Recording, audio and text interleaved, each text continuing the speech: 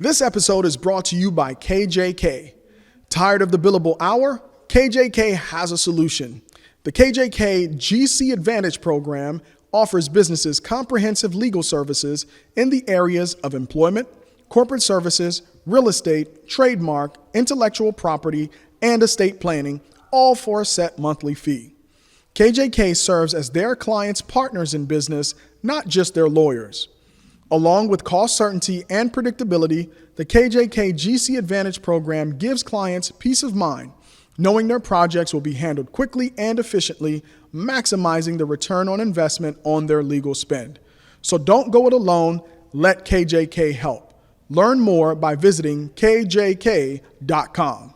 614 Startups Nation, welcome to another episode of the 614 Startups Podcast, Columbus's #1 startup podcast. My name is Elio Harmon, your host, and I have a very special guest, a woman who is, put the blood, sweat, and tears into building the community and supporting startups and small businesses.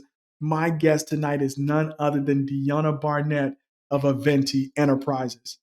Deonna, welcome to the show. Thank you, Elio, for having me. It's about time I got on a 614 startup. I've been watching you for years, and so this is going to be considered my debut on 614 Startups. Well, you've showed up. I'm sure you're going to show out.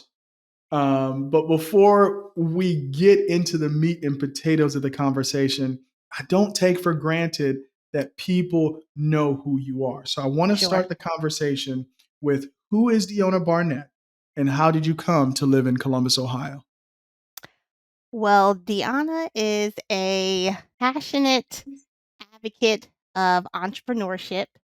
I was actually born in St. Louis, Missouri, but I came to Ohio at a very young age, and I spent all of grade school here in Columbus in Westville City Schools. Graduated from Westville South High School, and then I went on to the Ohio State University at the Fisher College of Business, and I am now a mother of four, wife of one.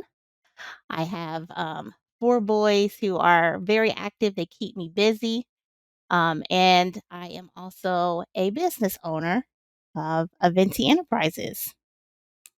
Yeah. Now, was it always going to be 4 kids or did you keep trying for that girl?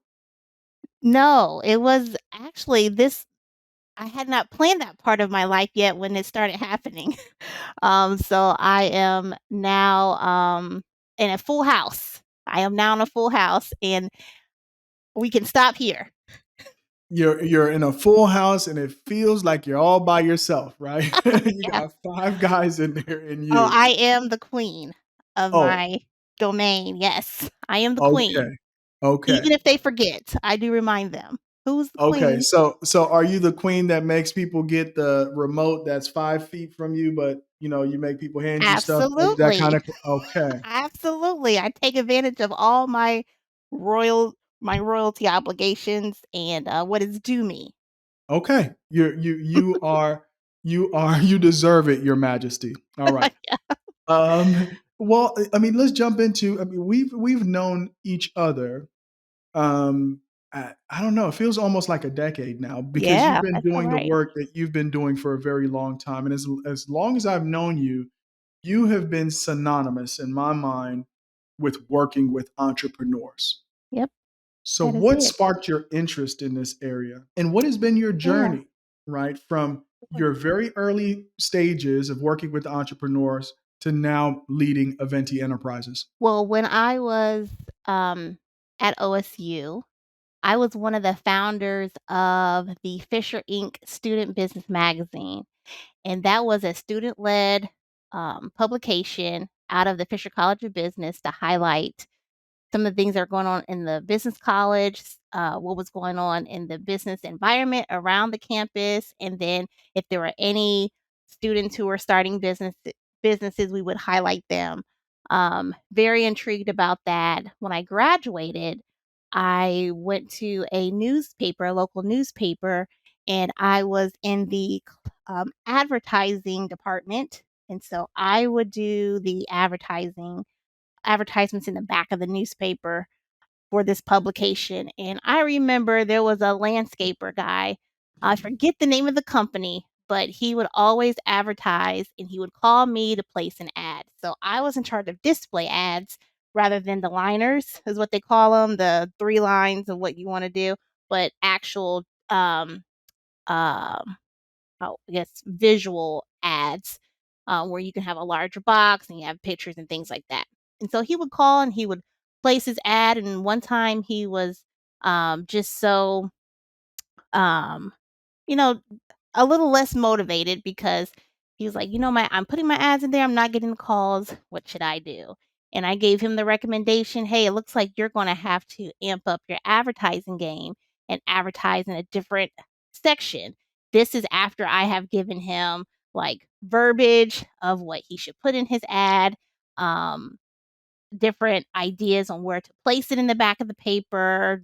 Should it be next to this category, next to that category? And he saw, some ideas or some customers coming in through that, but he wanted more. And I said, well, the next thing is to um, go to a different part of the newspaper. And he was like, well, let's go for it. And I was like, well, I'm going to have to transfer you over to another department that handles that. And he said, oh, that means I'm not going to be working with you. And I was like, yeah. He's like, oh, no, no, no, no. Just keep me in the back.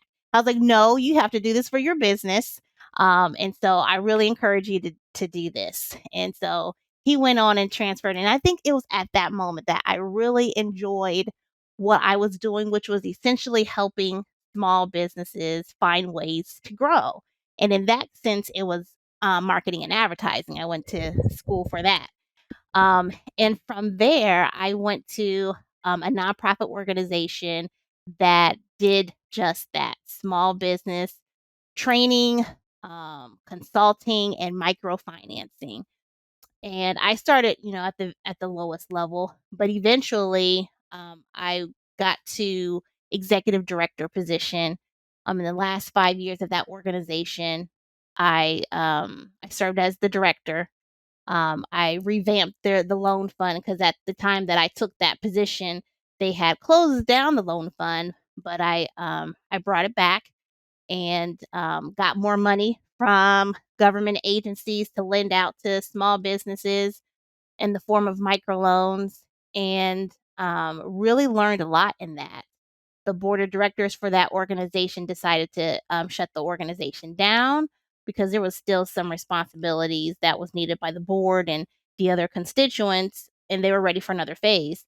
And so I came home and I was thinking, okay, so what am I going to do? And I still got businesses looking for me on social media, sending me emails, text messages like, "Where are you? We need your help." And so my husband was like, "Why don't you just start your own company and just keep helping them?" And so that's exactly what I did. That's how I Now, got here. yeah, and so it's the classic consultant's dilemma, it sounds Mhm. like to me. You were working within an organization, you were helping these small business owners and startups grow their companies, and here you find yourself, because the organization gets dissolved, having to make a decision about starting a business. Can you Mhm. take me through, and this is where we get a little bit deep on the podcast, right? Okay. Of the emotions, right? The process of going from, hey, I've been working within an organization, now I have to go out on my own, because there might be people listening to this who are having to make a similar Okay. decision with all the tech layoffs around the country and here locally as well. Well, it was definitely okay, let's buckle our seatbelts. What does this look like for us? And so my original strategy was, okay, I will file for unemployment. We can live on that to supplement my portion of the income because we still had these children to take care of.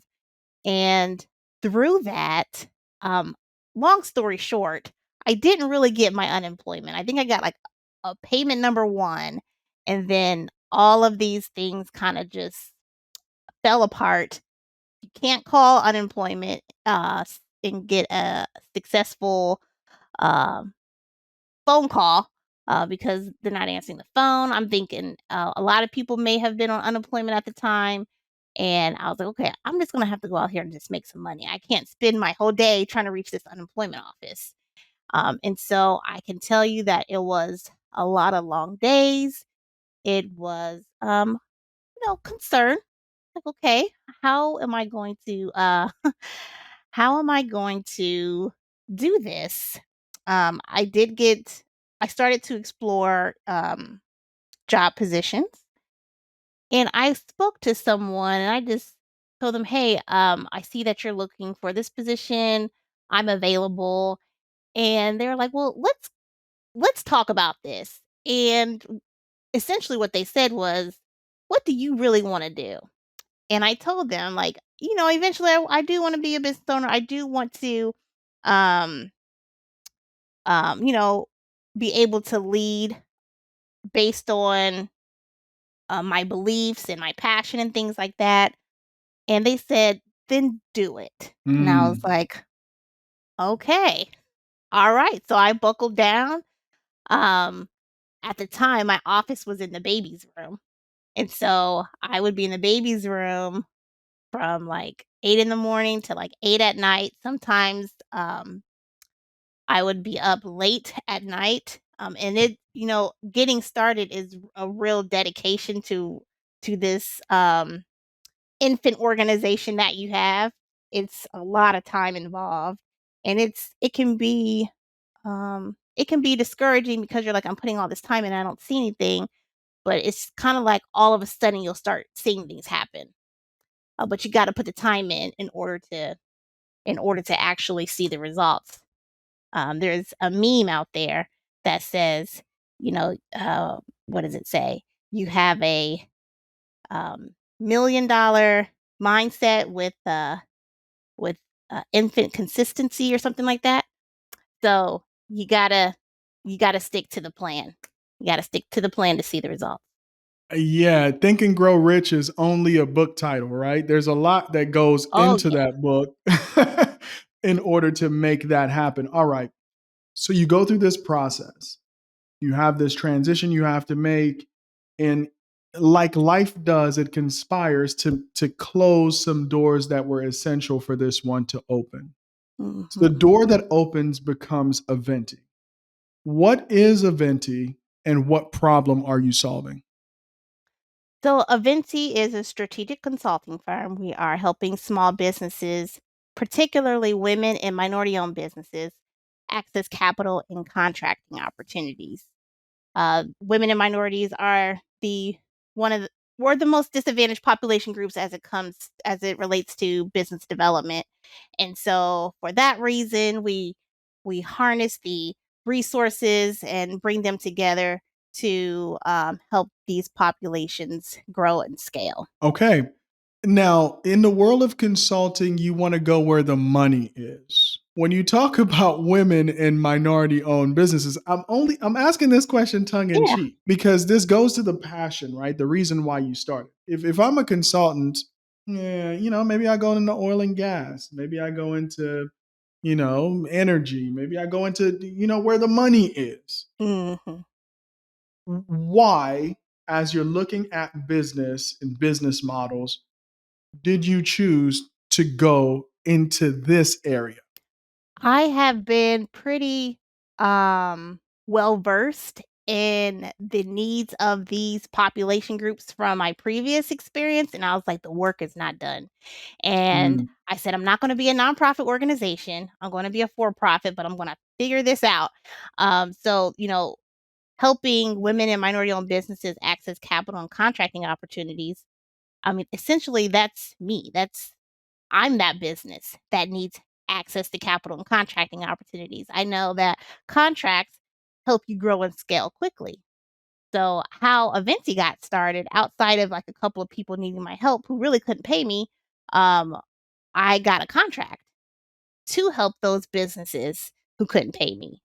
Like, okay, all right. So I started with that contract, and I just started trying to find other organizations like that who were looking to support these groups and how I could fit into their program strategy. and even serve as a subcontractor on contracts they already received to help these population groups. And so I just kept doing that. And contracts, again, I believe are a great growth strategy. Start small, um, and it will lead to larger contracts. And we couple that now with small businesses who can pay us.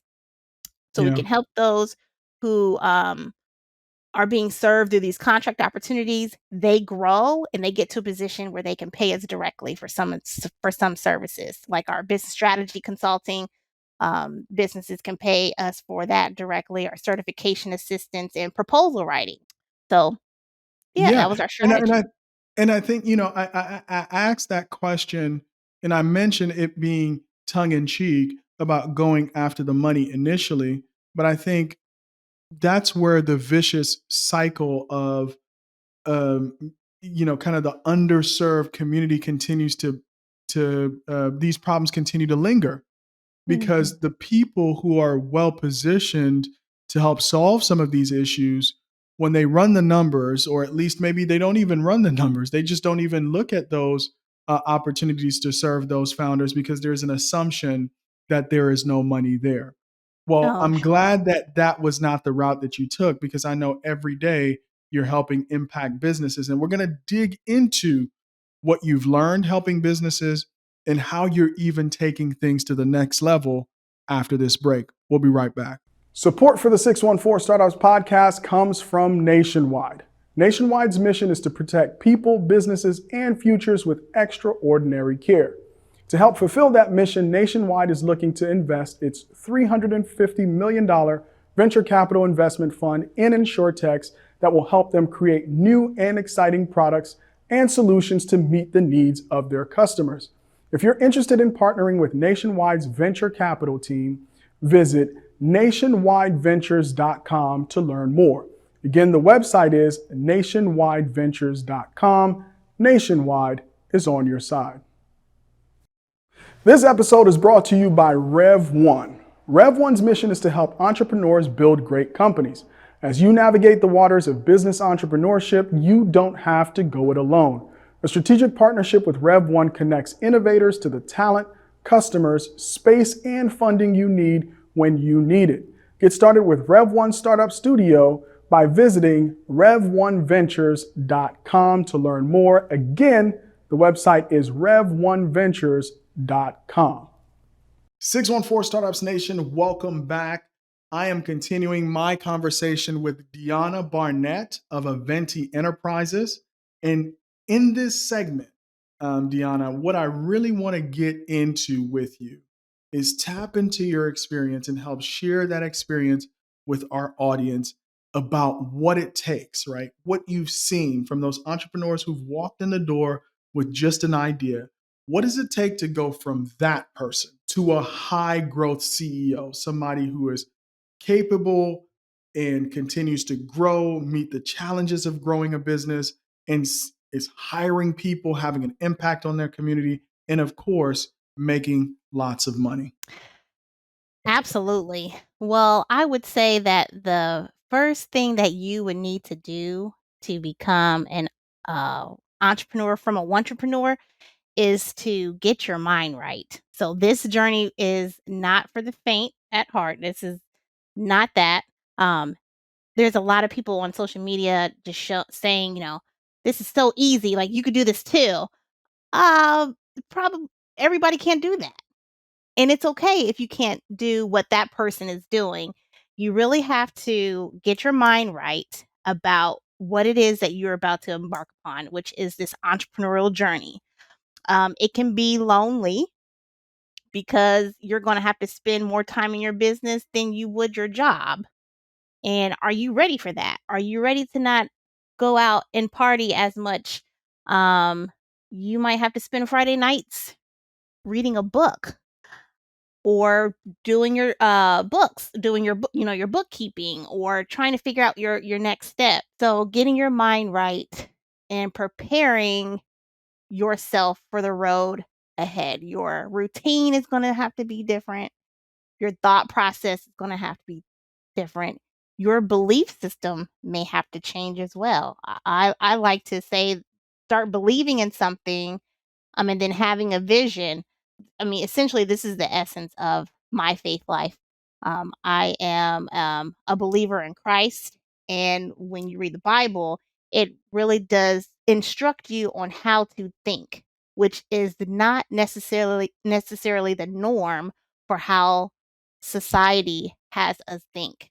Um, w- my faith tells me to believe in what you cannot see, and when you start a business, you don't see anything. You don't see money.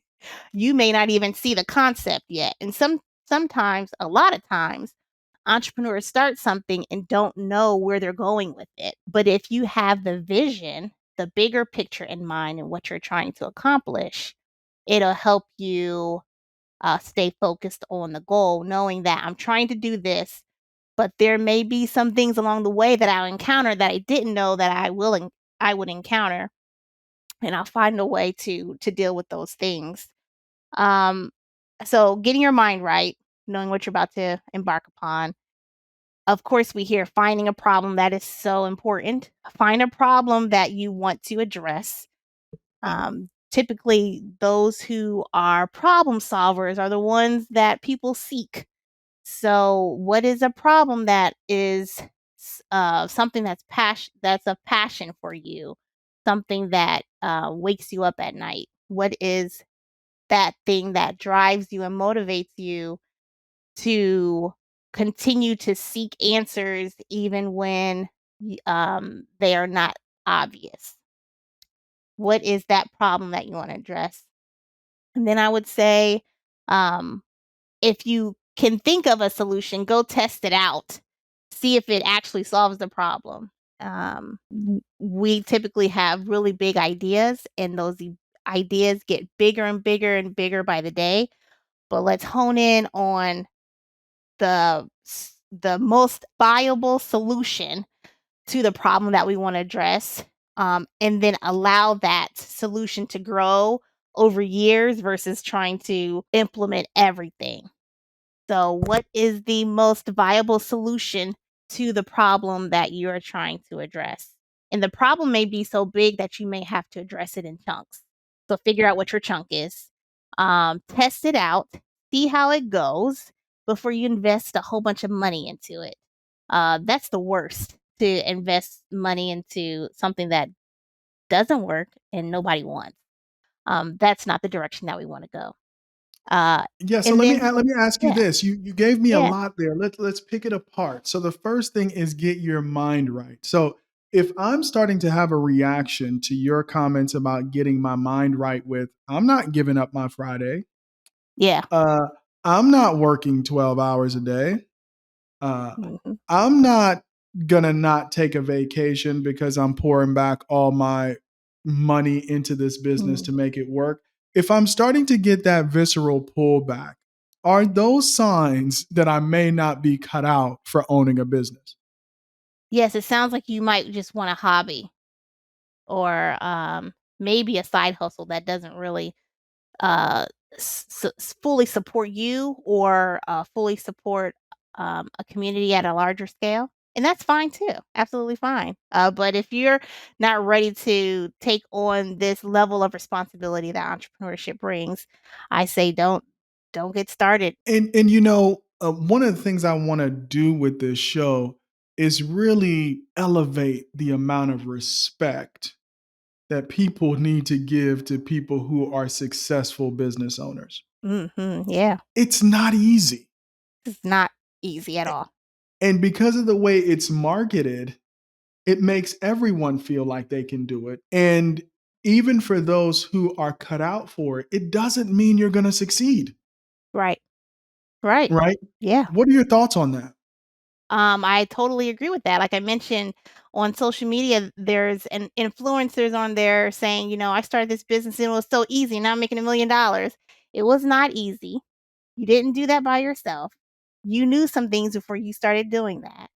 And then are you going to share everything? I mean, like it is not an easy thing to do. Don't believe the hype. Don't believe the hype. That's all I can say. This is something that's going to require a lot of you. And are you okay with giving yourself to this idea? Okay. Well, let And me say another thing, one yeah, one and more then thing. go ahead. So for like women, especially mothers, there is a huge challenge internally for the mothers who really love their children.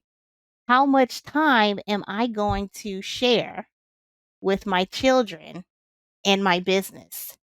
Who gets the most, Mm. who gets the least? And if I give the least to the business, then my children don't get the most of what it could bring.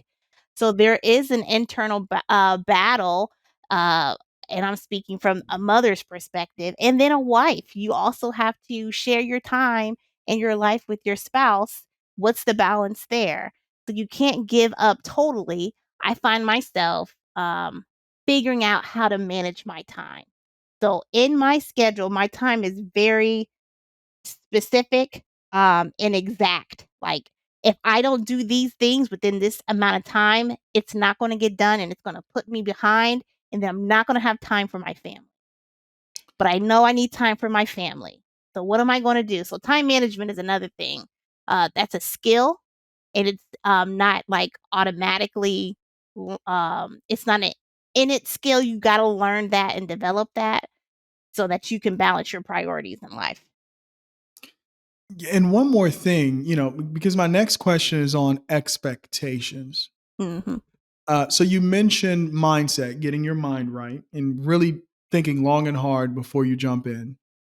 You talked about finding a problem to solve, and we'll talk a little bit more about that. And then testing, right? You figure out if this is the right solution, if the market is there, if people want to buy it. Can you make money doing this? But the other thing that I want to sort through, and that is prevalent on social media, is the definition of business success. Mm, The word billionaire gets thrown around way too much. mhm. That's a lot Millionaire of gets money. thrown around way too much. There's the reason why those folks are considered 1%. Mhm. Those are not easy numbers to rack up. No, they're I not. want to hear from you as someone who works with small businesses and probably needs to set expectations from time to time. What is your definition of a successful business? A s Well, the entrepreneur really needs to define that.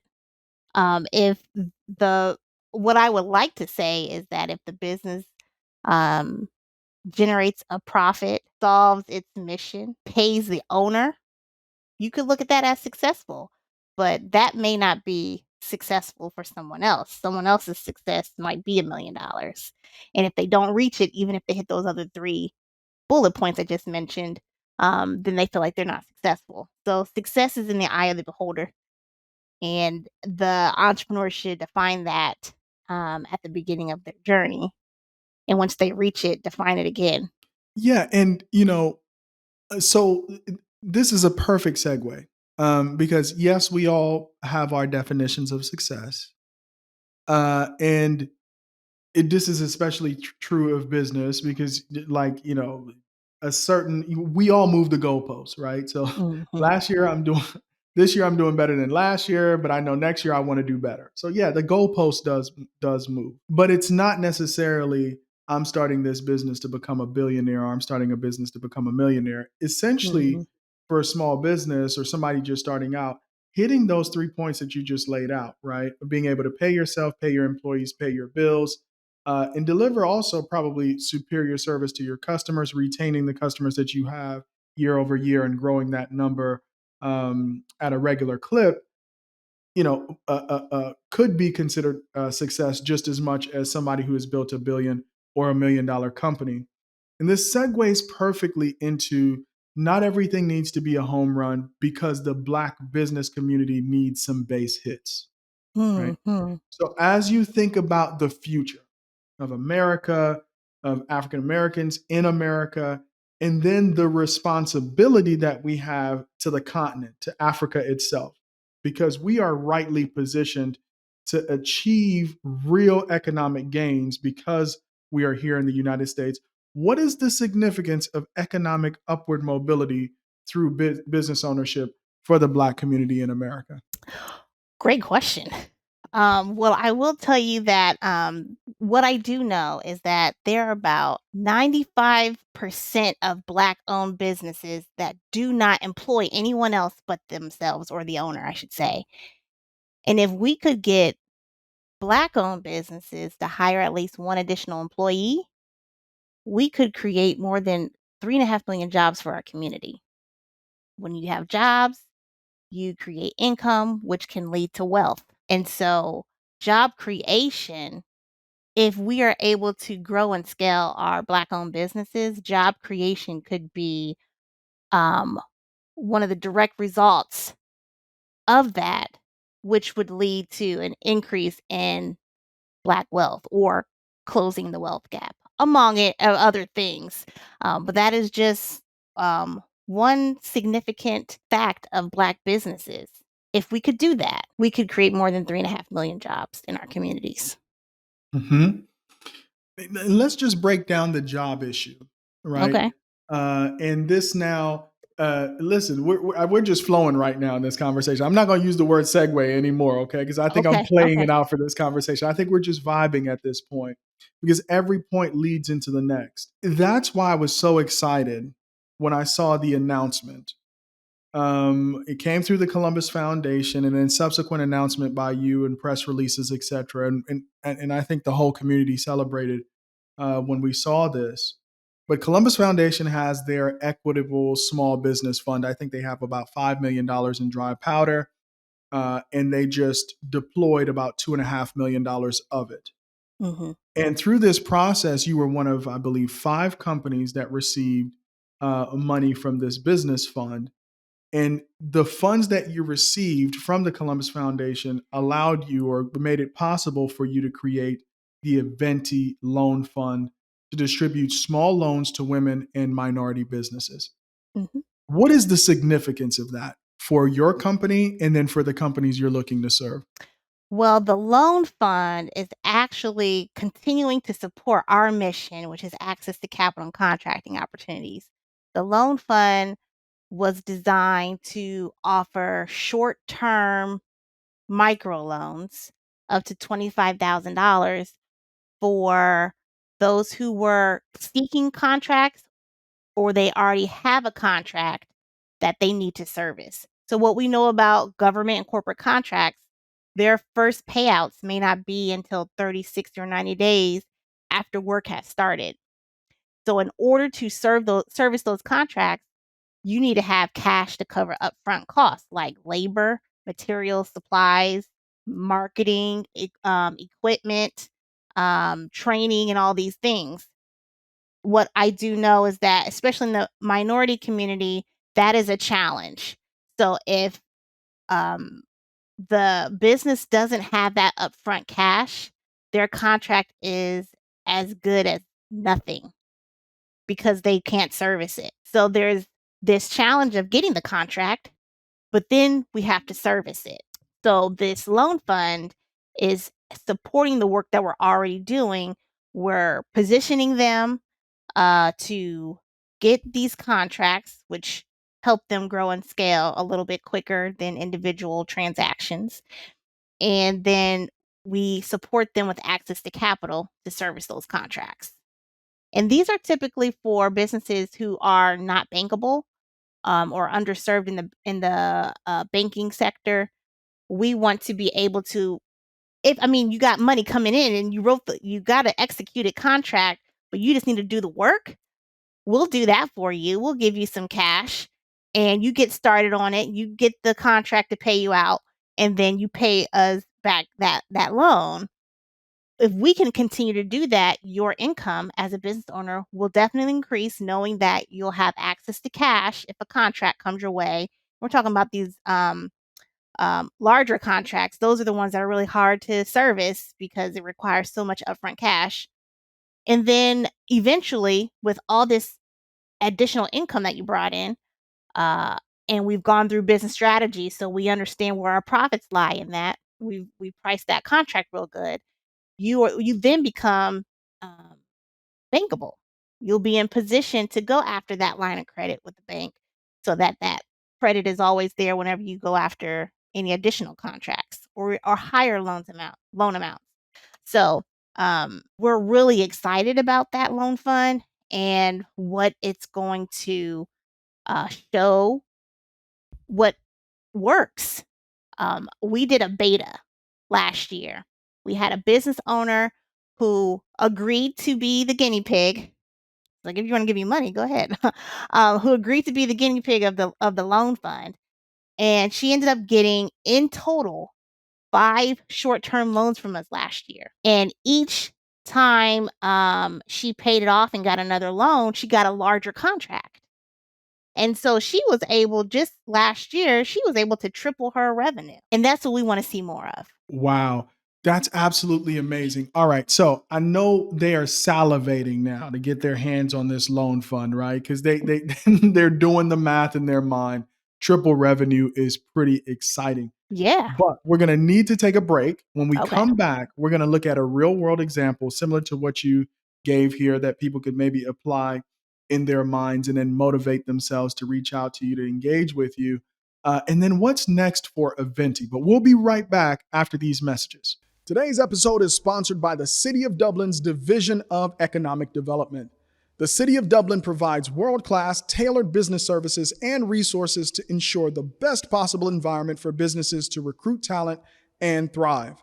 Because of this strategic focus and commitment to employer growth, Dublin is the only accredited economic development organization in the state of Ohio. The City of Dublin supports startups and entrepreneurs by offering targeted resources and training programs to grow companies that are financially sustainable, innovative, and committed to creating jobs. Learn how other businesses depend on Dublin. Visit thriveindublinohio.com. 614 Startups Nation, thank you so much for continuing to listen to my conversation with Deonna Barnett of Aventi Enterprises. All right, Deonna, we are excited about this loan fund. I need you to give me another example, but here's the big opportunity that is on everybody's lips, right? Two big ones. Intel, of course, is the giant one, but right behind it is Honda and I believe the LG battery factory. So for somebody out there who's going out and they want to bid on this on projects within these two deals, how does your loan fund help a company like that? Yes. So, in the event that you get a contract with any one of these entities, you could apply for the loan to help you get that contract going. In the event that you need assistance with responding to any of these bids, that's another thing that our team can help you with. But the loan fund definitely can support companies who are looking at going after these bids by these big companies, and maybe even serving as subcontractors could also be um, that can also be supported through the loan fund. Okay, now as we look at these deals, we know they're complex, right? They're building the future essentially. We're talking semiconductors, we're talking battery storage, we're probably talking about a whole host of supportive, very high tech projects to make these two ideas a reality. Mhm. Looking at the landscape, right, of Black businesses that are ready right now to be submitting RFPs. From your perspective, as somebody who helps Black businesses, what do you see and what do we need to change? Well, what we see is that with these large companies coming in and preparing to contract with new vendors, we're seeing how it's highlighting the need for Black businesses to be in these higher growth industries like advanced manufacturing, automotive, mobility, energy, biomedical, logistics, technology. There are not as many Black businesses in those industries, which are the industries that those companies need to contract with. So there may be some conversation about how there, quote unquote, isn't any opportunity for Black businesses to engage with these companies, but it's really not about the Black business. It's about the industries that the Black businesses are in. So what we have been doing as a company is, after finding out all of this movement, when it comes to economic development, we're saying, okay, what do we as a company, Aventi Enterprises, need to do to increase the awareness of the opportunities in these other industries?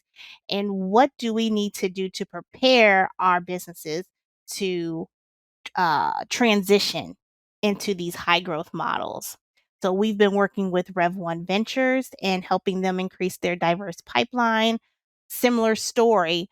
How do we um, engage Black businesses in these industries? So we developed a tech exploration program with Rev1, and that program would allow um, Black businesses to come to a safe space to explore what it means to become a tech-based business and what opportunities are there, how to navigate developing a concept.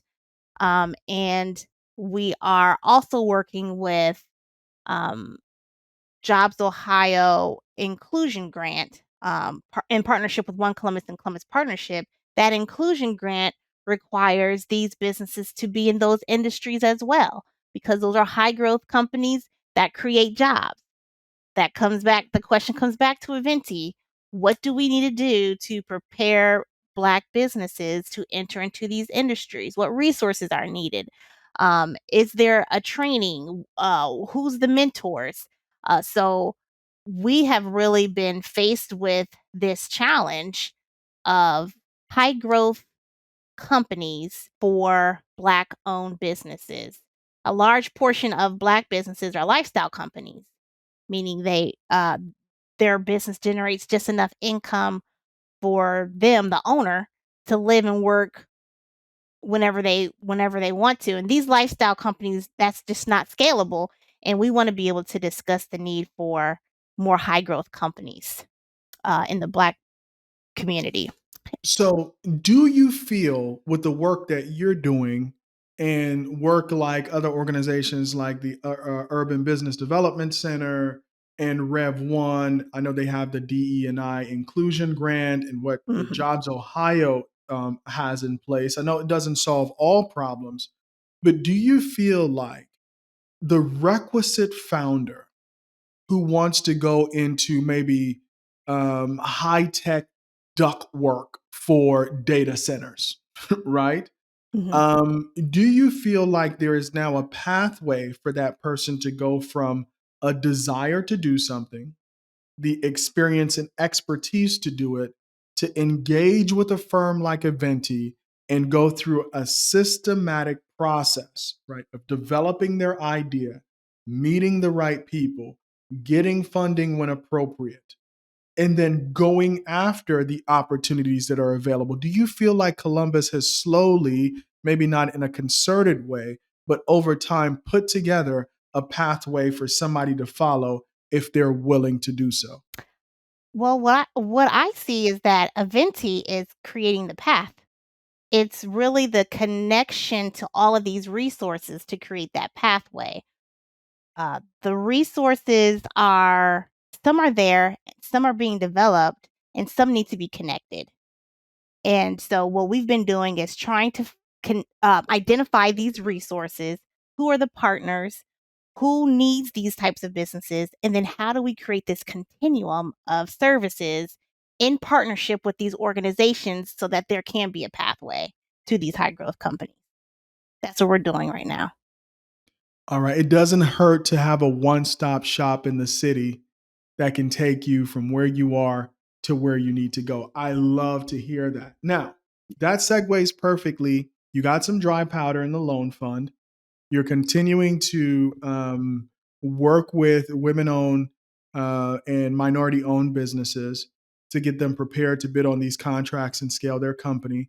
And from that, as companies grow, they're able to pay you for your services. But what's next for Aventi as you look on the horizon over the next, let's say, 24 months? What's next? So we're definitely entering uh, the areas of economic development efforts across our city, and how we include women and minorities in these economic development initiatives. So you're going to be seeing Aventi in these conversations that we normally have not been in. We've been strictly small business advising, but we are entering the economic development space because the work that we're doing is there's more work that needs to be done at a higher level, and those policies and practices that we know today definitely need to be transformed to support the businesses that we're trying to serve. So you're going to see us in the economic development space. You will see us visibly at the Ohio Black Expo. We are the company that is going to host the Level Up Business Conference. And so we are bringing Black businesses, organizations, and allies from across the state of Ohio to the 614 area at the Columbus Convention Center on May 25th to talk about the economic impact of Black founders and the companies that they lead. And we want to sprinkle in some inspiration and start having conversations about where our economy, at least locally here in the state, where it's going and where Black businesses fit in. I'm also the VP of programming for NABO Columbus, which is a women's business organization. And I have been very active in the public policy space for uh, benefits of women businesses with government contracting. So you will see us in economic development and public policy. Okay. Well, I mean, no better place to practice economic development than Ohio. Yeah. We are making a play to be a global leader in the industries that are going to transform the future. And I think Aventi is rightly placed to be on the front line of that. Um, and, but before we kind of pivot and close things out, I still want to help people understand if they qualify, if they're eligible to work with you. Oh, So okay. what do you look for? What do you look for in your clients that are just approaching you and they want to seek your services? And what is the eligibility requirement for somebody who's looking to apply for a loan? Great question. So, anyone can call or schedule an intro call with us, but on that call, we really look to see what it is that you're trying to accomplish. We have specific things that we do. If we don't do them, we will refer you to someone else. But we focus on business strategy, business planning, preparation for financing, certification assistance if you're looking to get a small business certification as a minority owned, women owned, veteran owned, persons with disabilities. If you're looking to get certified in that, we'll support you there. Looking for opportunities and going after them. That's our area. If you don't have a business plan or you haven't even got started in the process, but you do have an idea, we would direct you to our business planning for profitability training program, which is sponsored by Rev One Ventures this year. And in that program, we are helping you design your business model, defining your concept, pricing your products and services, and creating your projections and preparing you to pitch as if you're going after some money, which we want to go after some money. Um, and that would position you to come back for some of the other services that we have. For the loans, if you have a contract or going after a contract, ideally we would like for you to already have the contract. It's fully executed. You can go to our website at aventienterprises.com and you can submit a pre-application for that loan up to $25,000. We don't look at credit. It's all about where your business is going and what commitments you have in place and your financial capacity to repay us, pretty much. So you can schedule an intro call and see how we can help. If we can't help, we'll connect you to another resource. We have great friends over at the Small Business Development Center and the Minority Business Assistance Center to support Um, and that is how you can connect with us. You can also follow us on social media. We're on Facebook, Instagram, and LinkedIn, and we're always sharing new programs that we're working with other partners on. So if it's outside of our current core, you'll be able to get some insight through our social media or even joining our email about some new programs or grants or what have you that you can get access to through Aventi. All right. Deonna, that's absolutely awesome. You inspire me so much to keep doing what I'm doing and shining the spotlight on the work of folks like yourself in the community. Two more questions before we go, though. Yeah. You mentioned that these loans are short term. So, what's the average term Okay. and average? I think check size was up to 25,000. What was the average term? It's 3 to 6 months. So Okay. we're basing that on the payout of the contract. 3 to 6 Yeah, months. that's right. And if you've never worked with large corporations, they will take as long to pay you Oh as they yeah. can. All right. So Yeah. which is why a loan fund like this provides the bridge, right? For you to pay those employees while you're waiting on that check so that you can pay back your loan as well. All right, Deonna, thank you so much for your time. I appreciate you coming on. I'm going to Sure. close the podcast with my final word. Much like Deonna mentioned early on that she had to make a decision about going into entrepreneurship, much of the talent I suspect of those people who are going to help more Black owned businesses lead the future, start the companies of the future. I feel like much of that talent is locked up within companies. And you're probably thinking, hey, I could go out there and start a business, but I'm not quite sure where to start. Well, if you are that person and you are listening to the podcast, we gave you a starting point. Reach out to Deonna Barnett and the team at Aventi Enterprises, and let's go change the world. Thank you so much for listening. Until next time, peace. That's a wrap, folks. You can find this and all our episodes on our website, 614startups.com, Apple Podcasts, Spotify, Anchor, and all your favorite podcasting platforms. Don't forget to subscribe and write a review. If you'd like updates sent directly to your inbox, you can sign up for our weekly newsletter on the website. To engage in the 614 Startups community, follow us on LinkedIn, Twitter, Facebook, and Instagram at 614 Startups on all platforms and join the conversation. For sponsorship opportunities and collaborations, email us at info@614startups.com.